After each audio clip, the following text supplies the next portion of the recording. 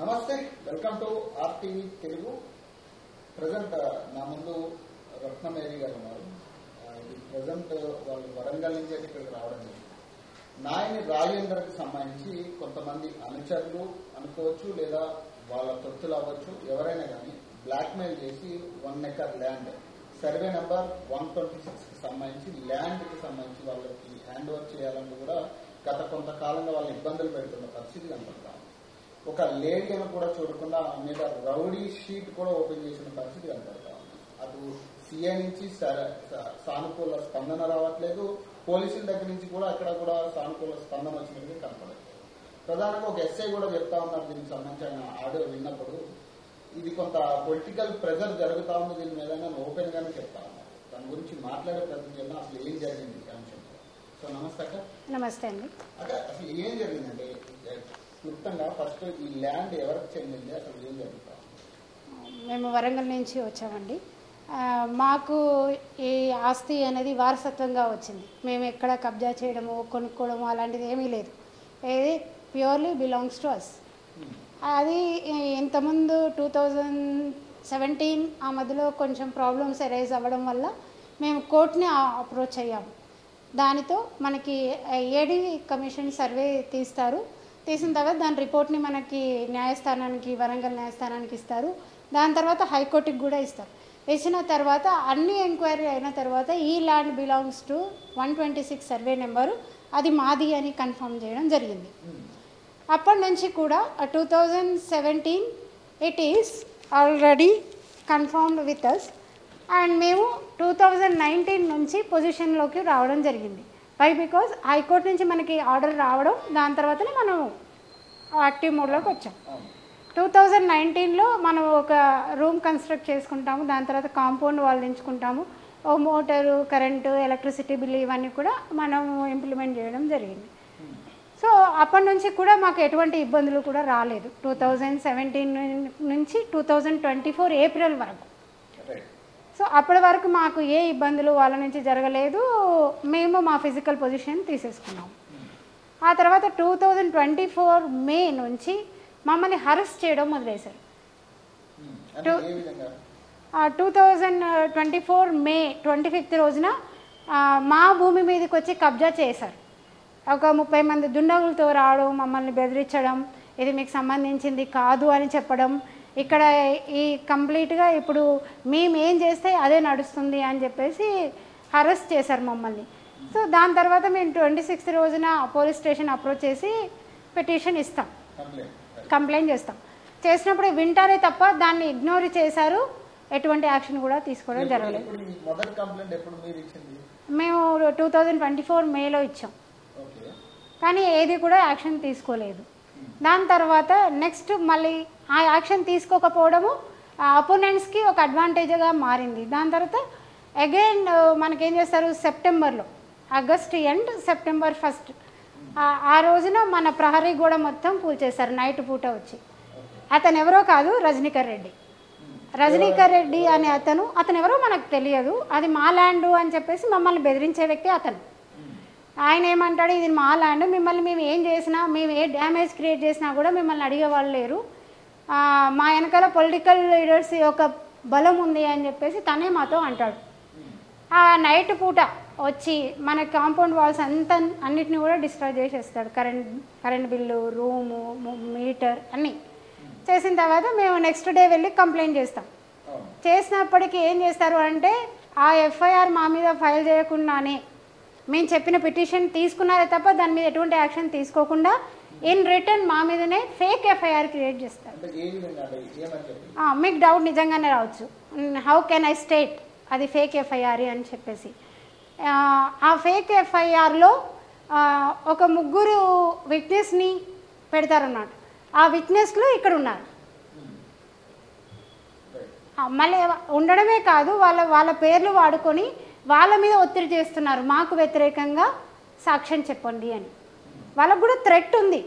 వాళ్ళు ఎవరో కాదు, నరేందర్, రాకేష్, వినోద్. అదే కాకుండా వీళ్ళు ఎక్కడ కనిపిస్తే అక్కడ కేసులు పెట్టేసేయండి అని చెప్తున్నారు. ఎందుకు అనంటే వాళ్ళు విట్నెస్ చెప్పట్లేదు కాబట్టి, సాక్ష్యం ఇవ్వట్లేదు కాబట్టి. అంటే ఎందుకంటే ఈ 1 acre ల్యాండ్ కోసం ఎందుకు అంతగానో వాళ్ళు ప్రయత్నాలు చేస్తా ఉన్నారు? ఇది బికాస్ ఆఫ్ 1 acre అని నేను అనుకోను. It's harassment that they want do on us. కంప్లీట్గా మమ్మల్ని టార్చర్ చేయడానికే ఇది పొలిటికల్గా చేస్తున్నారు. అది కూడా త్రూ రజనీకర్ రెడ్డి. ఆ ప్రహరీ కూడా కూలగొట్టిన తర్వాత కూడా మేము వెళ్ళిన పిటిషన్ని పక్కన పడేసి నెక్స్ట్ వచ్చేసి మా మీదనే ఎఫ్ఐఆర్ ఫైల్ చేస్తారు. మీకు వాళ్ళకి పొలిటికల్గా గతంలో ఏమన్నా ఇష్యూస్ ఉన్నాయా? మాకేం లేదు. మరి ఎందుకంటే పొలిటికల్గా ఎందుకు టార్గెట్ చేస్తా ఉన్నారు? అది ఇంకా వాళ్ళకే తెలియాలి. ప్రెసెంట్ అయితే 1 acre ల్యాండ్ ఇవ్వమని చెప్పేసి వాళ్ళు మెయిన్ టార్గెట్ అయితే ఆక్యుపేషన్ చేయాలి అన్న ఆలోచన. అంటే ఇప్పుడు సిఐతో మాట్లాడారు కదా మీరు? మాట్లాడారు. ఏమంటారు సిఐ ఏమంటారు? సిఐ ఏమని అంటారు, మీరు ఎందుకు పోతారు, అది వాళ్ళదే కదా, మీరు వాళ్ళకి చూపించాలి. మేము ఎందుకు చూపిస్తాం? అసలు మాకు వాళ్ళకి అసలు ఏ సంబంధము లేదు, మాకు వాళ్ళకి అవసరం కూడా లేదు. మీరు చూపించాలి, మీరు మాట్లాడద్దు, మీకు ఏ హక్కు లేదు, మీరు ఏ సైట్లోకి వెళ్ళకూడదు అని మమ్మల్ని ఇన్ రిటర్న్ అరెస్ట్ చేయడం వదిలేశాడు సిఐ సార్ కూడా. దాని తర్వాత సీసీ కెమెరాలని డ్యామేజ్ చేస్తారు ఫిబ్రవరిలో. మళ్ళీ కంప్లైంట్ చేస్తాం, ఆయన పిటిషన్ తీసుకుంటారు కానీ ఏ యాక్షన్ కూడా తీసుకోలేదు. ఇంకా లాస్ట్లో మన 18th రోజున మాకు పక్కన పొలాల్లో వాళ్ళు ప్లస్ మేము సీసీ కెమెరాలో చూసుకుంటే ఎవరు అన్నోన్ పర్సన్స్ వచ్చారని చెప్పేసి మేము వెళ్దాం అనుకుంటాం. ఆ మూమెంట్లో సిఎస్ఆర్కి ఫోన్ చేస్తే మీరు డైల్ 100 చేస్తే తప్ప మేము యాక్షన్ తీసుకోమంటాం. అంటే మళ్ళీ మేము 100 డైల్ చేసి సైట్ మీదకి వెళ్తాం. అక్కడ సైట్ మీదకి వెళ్ళేసరికి ఆర్ఐ సార్ ఉంటారు. ఆర్ఐ సార్ వచ్చాడు కానీ 15-20 మందితో రావడం అనేది కరెక్ట్ కాదు. Is an official person, he has to come officially with 2 or 3 members, but he is coming with a gang of 30 members, or 15 to 30 members around is there. So I question them. It's a right. Being in a democratic country, I think it's our right to question. Nothing is wrong. Why? Because when they have created anta damage ni create చేసినప్పటికీ కూడా ఏ రోజు పోలీసులు యాక్షన్లోకి రాలేదు. అప్పుడు మాకు మేము fight చేసుకోవాలని నేను అనుకుంటున్నాను. అందుకు నేను వాయిస్ రేస్ చేస్తాను, క్వశ్చన్ చేస్తాను, ఇది మా ల్యాండ్ అని చెప్తాను. నువ్వెవరివి ఇక్కడికి రావడానికి, నువ్వు ఎందుకు వచ్చావని నన్నే రిటర్న్ క్వశ్చన్ చేస్తాను. ఎందుకు రాకూడదు? అది మాకు సంబంధించిన ల్యాండ్. మా అన్ని డాక్యుమెంట్స్ ఉన్నాయి. మనకి ఏడీ సర్వే ఉంది, దాని తర్వాత హైకోర్టు ఆర్డర్స్ ఉన్నాయి, దాని తర్వాత డిస్ట్రిక్ట్ కోర్ట్ ఆర్డర్స్, అన్ని డాక్యుమెంటేషన్స్ ఉన్నాయి. 2019 నుంచి మనకి హౌస్ ట్యాక్స్ ఉంది, ప్రాపర్టీ ట్యాక్స్ ఉంది, ఎలక్ట్రిసిటీ బిల్ ఉంది, హౌస్ నెంబర్ ఉంది. ఇవన్నీ కూడా నథింగ్ అంటున్నారు, పనికిరావు. వాళ్ళు ఏది చెప్తే అదే చట్టం అంటున్నారు, వాళ్ళు ఏది చేస్తే అదే న్యాయం అంటున్నారు. అవును సార్. ఏ ఒక్క రోజు కూడా సిఐ ఆ డాక్యుమెంట్స్ మా దగ్గర నుంచి తీసుకొని వెరిఫై చేసిన రోజు లేదు. అలానే మేము ఎప్పుడు పిలిచినా కూడా స్టేషన్ టైం ఏది చూడకుండా వెళ్ళడం జరిగింది. ఇంకా వీళ్ళ వల్ల అవ్వట్లేదని మేము సిపి సార్ని, ప్రీవియస్ సిపి సార్ని క్వైట్ మెనీ టైమ్స్ కలిసినప్పుడు ఆ కేసుని అంతా స్టడీ చేసి డీసీపీ మేడంకి హ్యాండ్ ఓవర్ చేశారు. డీసీపీ మేడం ఏసీపీ సార్ని, సిఐ సార్ని పిలిచి ఇది సివిల్ మ్యాటర్స్, మనం ఎంటర్ అవ్వకూడదు అని చెప్పినప్పటికీ కూడా వాళ్ళు మితి మించి మమ్మల్ని అరెస్ట్ చేస్తారు.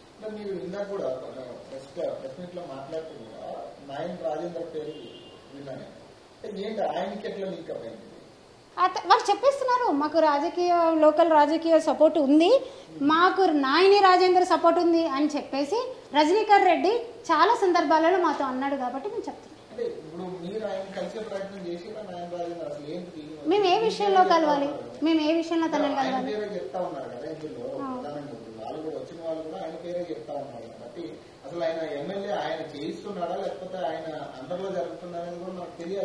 వాళ్ళే చెప్తున్నారు కదా. మేము సిఐ సార్ కూడా చెప్తున్నారు, it is completely under political pressure, Mala ఒత్తిడితో జరుగుతుంది. అందుకే కదా సార్ ఈరోజు విమెన్ కమిషన్ని కలిసాం. మనము ఎడ్యుకేటెడ్ అయి ఉన్న మాకు రూల్స్ లాస్కి బెండ్ అయ్యి మేము వర్క్ చేసి మాకే న్యాయం జరగనప్పుడు ఇన్నోసెంట్ అన్ఎడ్యుకేటెడ్ పీపుల్కి ఏం న్యాయం చేయగలుగుతుంది పోలీస్ డిపార్ట్మెంట్? కరెక్ట్.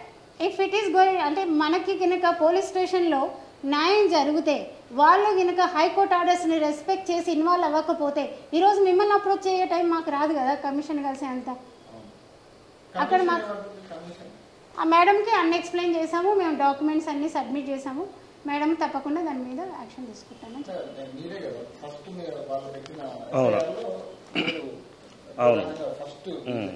నన్ను విట్నెస్. అసలు మీకేం మీకు తెలిసిందంటారు? మాకు ఒక రోజు ఏమిటంటే అక్క వాళ్ళు కాల్ చేస్తారు, వినోద్ ఎక్కడ అంటే, నేను గత కొన్ని సంవత్సరాలుగా రణజిత్ రెడ్డి అన్న వాళ్ళకి వీళ్ళ కుటుంబాన్ని సాన్నిహిత్యం ఉండదు మాకు. ఆ సాన్నిహిత్యంతో నాకు కాల్ చేస్తాడు. కాల్ చేసి అక్క వాళ్ళు సైట్లో ఉన్నారా, ఒకసారి సైట్ దగ్గరికి వెళ్ళు, ఆడ ఏదో డిస్టర్బెన్స్ అవుతుందని చెప్పేసి అంటే అక్కడ పోయేసరికి ఏంటంటే వాళ్ళు మొత్తం లైన్లో కన్నీళ్ళు వాతేస్తారు. కన్నీళ్ళు వాతేసిలా పెడితే అక్క వాళ్ళు ఆంటీ పిలుస్తుంది, పిలిచి అడుగు మాట్లాడబోయినా నేను మాట్లాడతారు. మాట్లాడితే ఏమంటారు, ఇది మాది, మేము చేసుకున్నాం, మా ల్యాండ్ మేము ఆక్యుపై చేసుకున్నాం, ఇన్ని రోజులు మీది నడిచింది, ఇప్పుడు మీరు చేసుకున్నారు, ఇప్పుడు మా రాజ్యం వచ్చింది, మేము చేస్తున్నాం, అది ఇది అని చెప్పేసి అని అంటాడు. మీకు నాకు సంబంధం లేదన్నా, మీకు నాకు గొడవ ఎందుకు, నేను వాళ్ళు పిలిస్తే వచ్చినా, ఏందో అడగమన్నారు, అడిగినా, ఓకే నేను వాళ్ళకి చెప్తా అని చెప్పేసి అన్న. స్టేషన్కి వెళ్ళినాం, కంప్లైంట్ చేసినాం. కంప్లైంట్ చేస్తే ఆ ప్రీవియస్ సిఏ గారు ఏమన్నారంటే, ఏదైనా ఉంటే మీరు కోర్టు ఆర్డర్ ఉన్నాయి కదా దాంట్లో చూసుకోని అని చెప్పేసి అని అన్నారు. సరే అని చెప్పేసి అన్న. అప్పుడు నా మీద ఎఫ్ఐఆర్ చేసి నా దగ్గర రజనీకర్ రెడ్డి మా చుట్టుపక్కల ఇంటి పక్కన వాళ్ళ దగ్గరకు వచ్చి, నువ్వు రజనీత్ రెడ్డికి వాళ్ళ కుటుంబానికి ఎగనిస్ట్గా కోర్టుకు వచ్చి నువ్వు సాక్ష్యం చెప్పాలి, పోలీసుల దగ్గర సాక్ష్యం చెప్పాలి, లేకుంటే నువ్వు రోడ్డు మీద తిరగలేవు. నేను ఏంటంటే ఇంతకుముందు బీఆర్ఎస్ గవర్నమెంట్ ఉన్నప్పుడు నేను బీఆర్ఎస్ పార్టీలో యాక్టివ్గా తిరిగిన, నేను అలా యాక్టివ్గా తిరిగిన. దాన్ని ఉద్దేశించుకొని నువ్వు ఇంతకుముందు ఎక్స్ పార్టీలో తిరిగినావు కదా, ఇప్పుడున్న ఎమ్మెల్యే ఉన్నాడు కదా, నేను ఆయనతో ఏమైనా చేయించగలను నిన్ను అని చెప్పేసి అని అంటాడు. నేను అది కాదు ఇది కాదు నాకు సంబంధం లేదు అంటే, తర్వాత నేను విట్నెస్ అని నాకు తెలుస్తుంది, నేను పేరు పెట్టినా అని చెప్పేసి అని చెప్తారు. తెలియదు మాకు, విట్నెస్ పెట్టినా తెలియదు. తర్వాత వీళ్ళు ఎఫ్ఐఆర్ తీసుకున్నాక వీళ్ళు ఏం ఆలోచిస్తారంటే, మీరు విట్నెస్ ఎట్లుంటారంటే, మేము విట్నెస్ వాళ్ళు ఆ పర్సన్ ఎవరు మాకు తెలియదు, రజనీకర్ రెడ్డి పర్సన్ ఎవరు తెలియదు, మేము ఎట్లా విట్నెస్ ఉంటామని చెప్పేసి అని మేము అడిగినాం.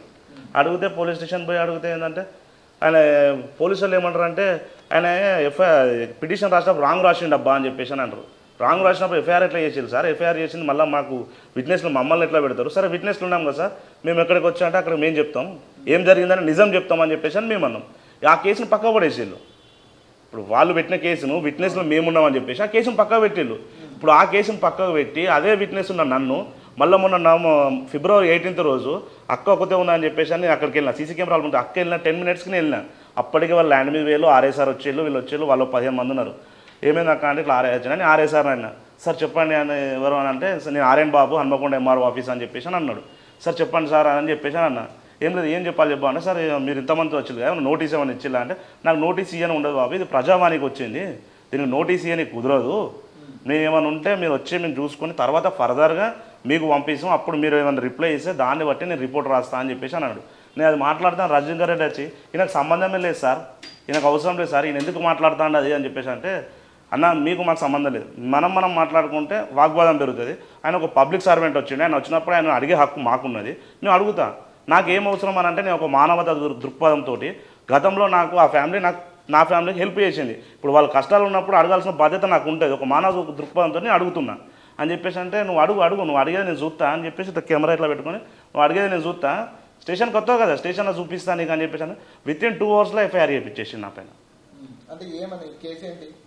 కేసు ఏంటంటే, నేను వాళ్ళని దౌర్జన్యం వాళ్ళు వచ్చి వాళ్ళకంటే ముందే నేనే పోయి మంది బలంతో పోయి వాళ్ళని చంపడానికి అక్కడ ఉన్నా, నన్ను బెదిరించినా అని చెప్పేసి ఇష్టం ఉన్నట్టు ఆర్ఐని తిట్టినా నేను అని చెప్పేసి అని కేసు పెట్టేసేళ్ళు. అది ఇంట్రెస్ట్ ఏంటిది అనేది వాళ్ళకే తెలియాలి. మేము ఎంఆర్ఓ సార్ నుండి కన్సల్ట్ అయినాం, అన్న ఒకసారి పోయి ఎంఆర్ఓ కలుగురా అని చెప్పేసి అని అంటే పోయినాం. అన్నకు నెంబర్ ఇస్తే అన్న మాట్లాడిండు. మాట్లాడితే సార్ మీరు రిపోర్ట్ రాసిందంటే ఆయన ఏమంటాడు, సీఏ ఏమంటాడు, నాకు ఆల్రెడీ రెవెన్యూ రిపోర్ట్ వచ్చింది ఎంఆర్ఓ నుంచి, అది మీది కాదు భూమి, మీరు పోవాల్సిన అవసరం లేదని అంటే, ఎంఆర్ఓ ఫోన్ చేస్తే నేను దాని మీద రిపోర్టే రాయలేదు, నేను రిపోర్ట్ ఎప్పుడు రాసిన, పోయింది ఆర్ఐ పోయి వచ్చింది, మొన్న మీరు డాక్యుమెంట్స్ ఇచ్చాను, రిపోర్ట్ అప్పుడే ఎట్లా వస్తుంది అబ్బా అని చెప్పేసి ఆయన అంటాడు. ఆ సీఏ సార్ మాట్లా అన్ని ఎవిడెన్స్ ఉన్నాయి మన దగ్గర. అక్కడ first of all government officials should come officially decent manner, not these many people. అది నేను ఫస్ట్ రావడమే, నేను వీళ్ళ తరపున వచ్చిన అని చెప్పిన తర్వాత నా ఆర్ఐ అంటాడు. నువ్వు వాళ్ళ తరపు వచ్చినప్పుడు నువ్వు ఆర్ఐ అయినా నాకు సంబంధం ఇంకేమైనా పర్వాలేదు, నేను ఎట్లా రెస్పెక్ట్ చేస్తా, అది కూడా వదిలేదు. నేను అన్నా సరే మీరు వాళ్ళ తరపున వచ్చారు కదా, వాళ్ళ రిపోర్ట్ ఇస్తా అంటున్నారు కదా, రాసుకోండి అని చెప్పేసి అన్నా. అంతకుమించి నేనేమనలేదు.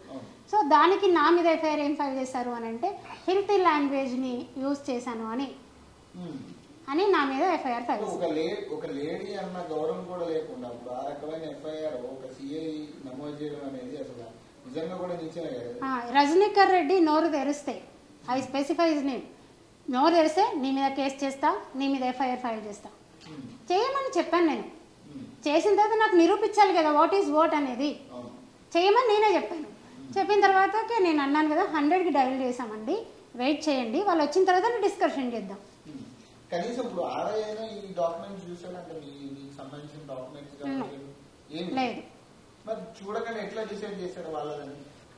అదే మరి వాళ్ళ తరపున మనిషి కావచ్చు, మరి నేను వాళ్ళ వైపు నుంచి వచ్చిన అన్న తర్వాత మనం అట్లాగే అనుకోవాలి కదా.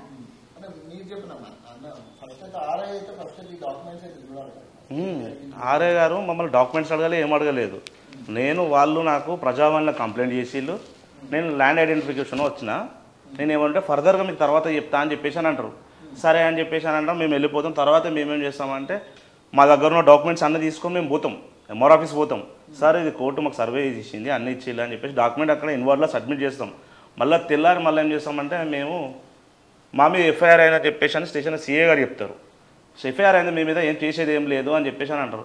సార్ ఎఫ్ఐఆర్ ఎట్లయితే అంటే మాకు సంబంధించినది ఎస్ఐ గారు ఉండరు. సార్ ఏదో కేసు మీద కర్ణాటక పోయిండు, ఆయన వచ్చినాక 2-3 రోజుల తర్వాత చూస్తారని మేము ఇచ్చిన పిటిషన్ పక్కకే ఇస్తారు ఇది సీఏ గారు, కానీ వాళ్ళ ఎఫ్ఐఆర్ మాత్రం సీఏ గారే పర్సనల్ తీసుకొని ఎఫ్ఐఆర్ చేస్తారు. ఇప్పుడు ఎఫ్ఐఆర్ కూడా మీ మీద 4th కదా? 4th ఫస్ట్ రోజు కాంపౌండ్ వాల్ పగిలిపోతుంది, సెకండ్ రోజు మేము స్టేషన్కి పోతాం. మేము కంప్లైంట్ ఇస్తే మా కంప్లైంట్ పక్కకు కూడా వేసేళ్ళు, దీన్ని ఎఫ్ఐఆర్ చేసేళ్ళు. దీని ఎఫ్ఐఆర్లో విట్నెస్లు మేమని చెప్పేసి అని నేను పిటిషన్ తప్పు రాసిన అని చెప్పేసి అయినా ఎఫ్ఐఆర్ దీన్ని కూడా పక్కకు పెట్టేసేళ్ళు. మళ్ళీ 18th రోజు మళ్ళీ ఒకటి ఎఫ్ఐఆర్ చేసేళ్ళు రీసెంట్గా. అంటే మీరు చెప్పండి ఈ ల్యాండ్కి సంబంధించి ఇష్యూ ఏంటి మీకు తెలిసే ఉంటుంది కదా?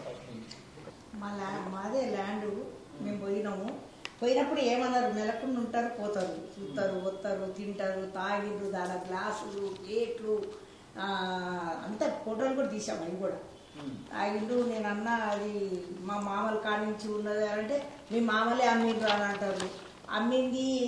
అమ్మిందేమో మేము రిజిస్టర్ చేయించుకుందేమో, ఎప్పుడు మా మామ చచ్చిపోయింది ఎప్పుడు అయితే రిజిస్టర్ మా మామ చచ్చిపోయినాక చేయించినట్టు ఉంటుంది. అది మా మామ సంతకం కూడా కాదు, దొంగ చేసిండ్రు. మళ్ళీ అది కాక మేము ముగ్గురం, మా మామలు ముగ్గురు, మాకు 150 ఎకరాలు ఉన్నది ఒకప్పుడు.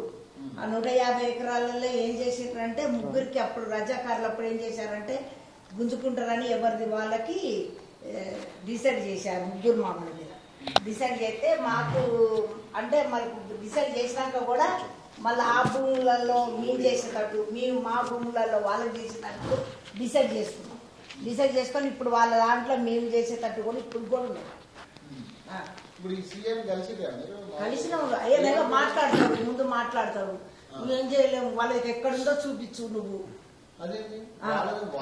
వాళ్ళే చూపించుకోవడానికి వాళ్ళకి నేనే చూపిస్తా, వాళ్ళు ఎవరైనా చూపిస్తా నేను అని అంటే రేస్ అయి మాట్లాడతారు. వాళ్ళు 8 మంది కొనుక్కున్నారు అంటాడు, కాసేపు 30 మంది కొన్నాడు అంటాడు, కొంతమంది 10 మంది కొన్నారు అంటారు. గవర్నమెంట్ ఉద్యోగులు మరి ఏం చెప్తారంట మనం చూపిస్తా. నిన్న రజనీకర్ రెడ్డి మాట్లాడితే అంటాడు కదా 30 మందికి ఉందని చెప్తాను ల్యాండ్. ఒకసారి కనీలు బాతే నేను మొత్తం బీకేసిన, అప్పుడేమి ఇది కేసులు గీసులు ఏం లేదు. నీకేమనిపిస్తుందమ్మా ఇదంతా చూస్తుంటే? రాజకీయంగానే అనిపిస్తాను. బెదిరింపు కాల్స్ అట్లా ఏమైనా వచ్చినాయా? బెదిరింపు కాల్స్ ఏం రాలేదు, ఎందుకంటే కాల్స్ వాళ్ళు సైట్ మీదకి వచ్చి బెదిరిస్తున్నారు. మా అమ్మాయి ఆఫీస్ పోయే కన్స్ట్రక్షన్ ఆఫీస్ పెట్టుకుంది, అమ్మాయి పోయేస్తుంటే అటు ఇటు బెదిరిస్తున్నారు.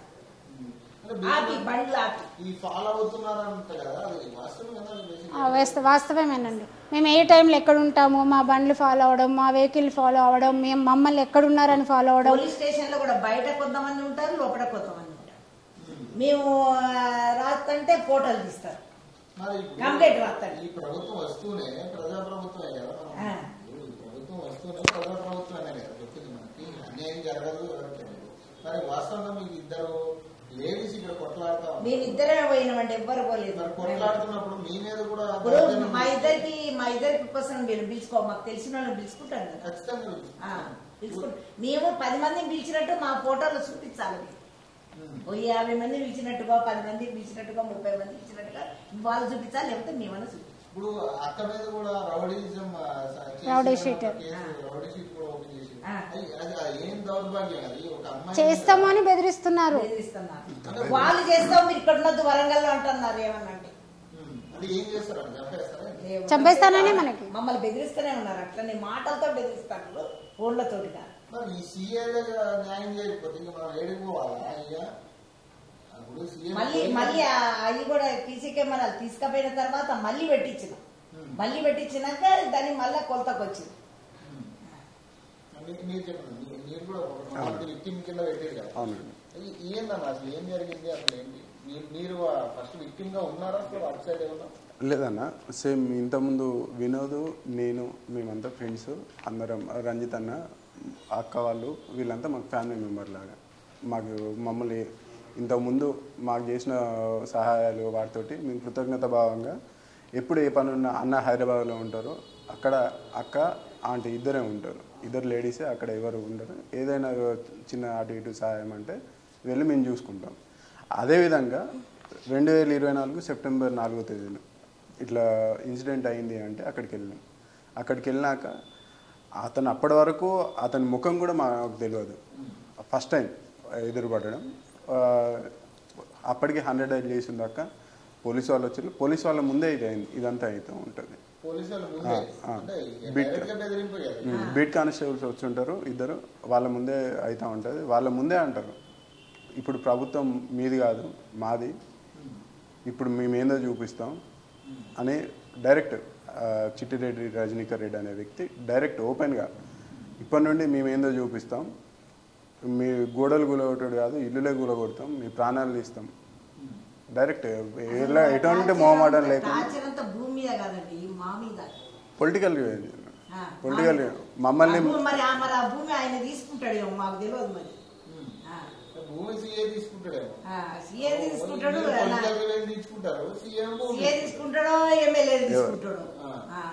వ్యక్తిగతంగా ఏం చేయలేక ఇట్లా ఇబ్బందులు పెట్టి మా పేషెంట్స్ దెబ్బతీసి మేమేమైనా చేస్తే, మేము ఎప్పుడన్నా పేషెంట్స్ కోల్పోయి ఏమైనా రియాక్ట్ అయితే మమ్మల్ని కేసులు పెట్టి వేధించాలని ఇదే ప్రయత్నం తప్ప అది ఎట్టి పరిస్థితులలో ఆ పక్కనున్న లేదు, ఎక్కడికి లేదు. ఏదన్నా రూల్ ప్రకారంగా వాళ్ళు ఎన్నిసార్లు మమ్మల్ని ఇబ్బంది పెట్టినా, స్టేషన్లో ఇబ్బంది పెట్టినా, రెవెన్యూ 9ంటికి 8ంటికి రమ్మంటే కూడా మీ జనం బండి వేసుకుపోయి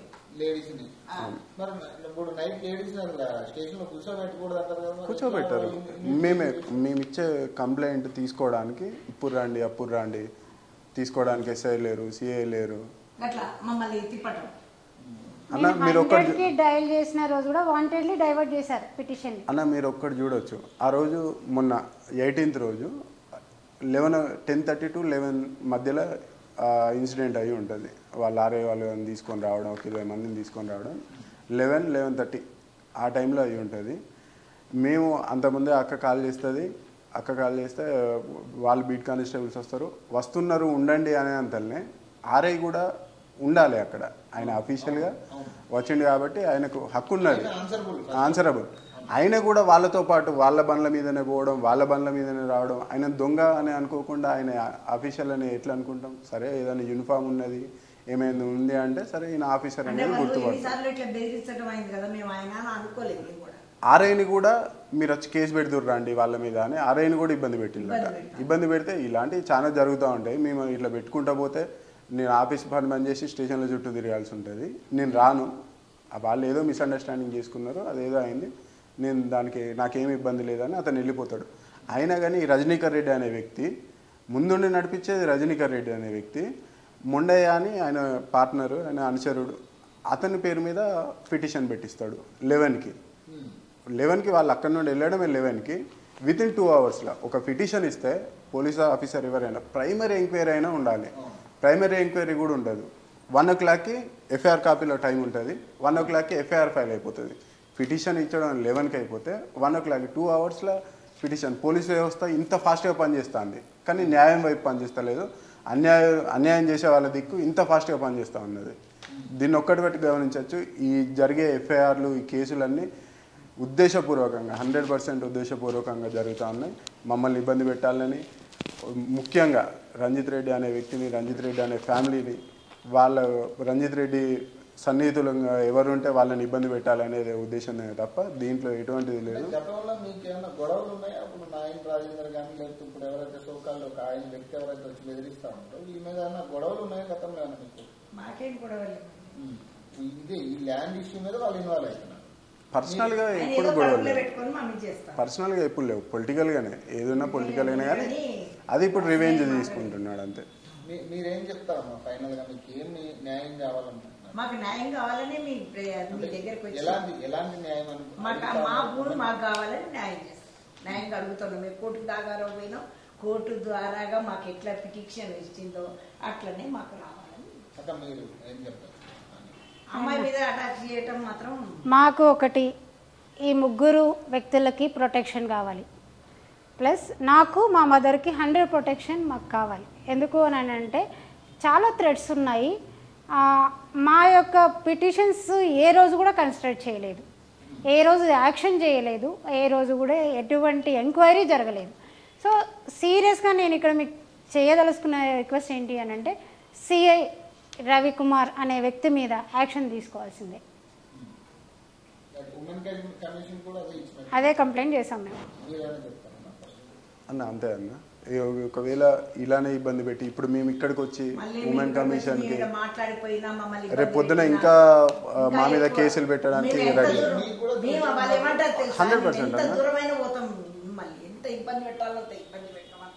వాళ్ళు ఏదో మిస్టేక్ లో మమ్మల్ని ఇబ్బంది పెడతారు. వాళ్ళకి మాకు ఏం సంబంధం? అసలు మాకు సంబంధమే లేదు. దేనికి ఇబ్బంది పెడతారు? ఎవరు ఇబ్బంది పెట్టారు? వాళ్ళు ఇబ్బంది పెట్టారు. ప్రూఫ్లు ఉన్నాయి కదా. ఈ పేపర్లు ఏం పని చేయవట అన్న. ఈ పేపర్ పని చేయాలి. అక్కడ ఏం చేస్తారు తెలుసా? గవర్నమెంట్ స్టాంపులు ఉన్నాయి కదా, అవన్నీ కూడా డమ్మీ. లేదన్న, ఈ ప్రజాప్రభుత్వంలో ఈ గవర్నమెంట్ కోర్టు స్టాంపులు ఇవేం పనిచేయవు. ఏదున్నా అక్కడ ఉన్న ఎమ్మెల్యేలు వీళ్ళదే నడిచేటట్టు మీకు కూడా థ్రెటింగ్ కాల్స్ వస్తున్నాయి? ఉందన్న, ఉంది. వాళ్ళు చాలా జాగ్రత్తగా ఎప్పుడు ఫోన్లలో కాంటాక్ట్ అవుతలేరు. వాస్తవానికి మాకు వాళ్ళకు రిలేషన్ ముఖపరిచయం అనేది మొన్ననే చూసినాం. అప్పటి నుండే మా ఫోన్ నెంబర్స్, వాళ్ళ ఫోన్ నెంబర్స్ మా దగ్గర లేవు. వాళ్ళ ఫోన్ నెంబర్స్ అంటే అక్కడ రాసిపోయిళ్ళు. ఒకసారి వచ్చి కన్నీళ్ళు బాతి వాటి మీద నెంబర్ రాసిపోతే వాళ్ళు తీసుకున్నాం. మేము పిటిషన్ రాసి ఇచ్చినాం అక్కడి వరకే. వాళ్ళ నెంబర్స్, మా నెంబర్స్ వాళ్ళ దగ్గర లేవు. ఇది 100% ఒకటే. ఇక్కడ నరేంద్ర, ఆర్కే నరేంద్ర అని పెట్టిళ్ళన్న. ఇది ఆర్కే నరేంద్ర అనేది పొలిటికల్గానే నన్ను పిలుస్తారు. బయట ఫ్రెండ్ సర్కిల్లోనే ఆర్కే నరేంద్ర అని పిలుస్తారు. నాది ఇనిషియల్ ఆర్ నరేంద్ర. ఈ ఆర్కే నరేంద్ర అనేది పొలిటికల్ ఉండే సర్కిల్లో తప్ప ఈ ఎక్కడ ఆర్కే నరేంద్ర అని ఎవరు పిలవరు. దీన్ని బట్టి ఖచ్చితంగా దీంట్లో ఎమ్మెల్యే మనుషులు, ఎమ్మెల్యే ఇన్ఫర్మేషన్తో తోటే మా మీద ఈ కేసులు పెడతాం. వరంగల్ పశ్చిమ ఎమ్మెల్యే. సో ప్రధానంగా అంటే ఇటీవల ఈ ప్రభుత్వం వచ్చిన దగ్గర నుంచి కూడా ప్రజా ప్రభుత్వం అని చెప్పి ఒక ట్యాగ్ లైన్ తో వీళ్ళు ఇప్పటిదాకా కూడా ప్రమోషన్ చేస్తూ ఉన్నారు. కానీ వీటికి సంబంధించి క్లియర్ కట్ గా తెలుస్తా ఉంది ఎమ్మెల్యేలు చేస్తున్న భోగతం ఇదంతా కూడా. ఇది క్లియర్ కట్ గా తెలుస్తుంది ఎమ్మెల్యేలు ఎట్లాంటి భోగతం చేస్తా ఉన్నారో, వాళ్ళ కింద స్థాయి మనుషులు కావచ్చు ఏ రకంగా హింసిస్తా ఉన్నారో. ఒక లేడీ అని కూడా చూడకుండా ఆమె మీద రౌడీ షీట్ ఓపెన్ చేయడం అన్నప్పుడే అర్థమవుతుంది ఒక సీఏ ఏ రకంగా పనిచేస్తా ఉన్నాడు అనేది. ఆ రవికుమార్ సీఏ మీద ఖచ్చితంగా యాక్షన్ తీసుకోవాలంటూ కూడా మా మీడియా ముఖంగా మేము కూడా కోరుతా ఉన్నాం. ఖచ్చితంగా దీనికి న్యాయం జరగకపోతే ఖచ్చితంగా మేమే ఆ లొకేషన్కి వచ్చి అసలు ఏం జరిగింది అనేది కూడా మేము కూడా అక్కడి నుంచే లైవ్ టెలికాస్ట్ చేసే ప్రయత్నం కూడా చేస్తాం. సో మరిన్ని అప్డేట్స్ కోసం చూస్తున్నామండి RTV తెలుగు.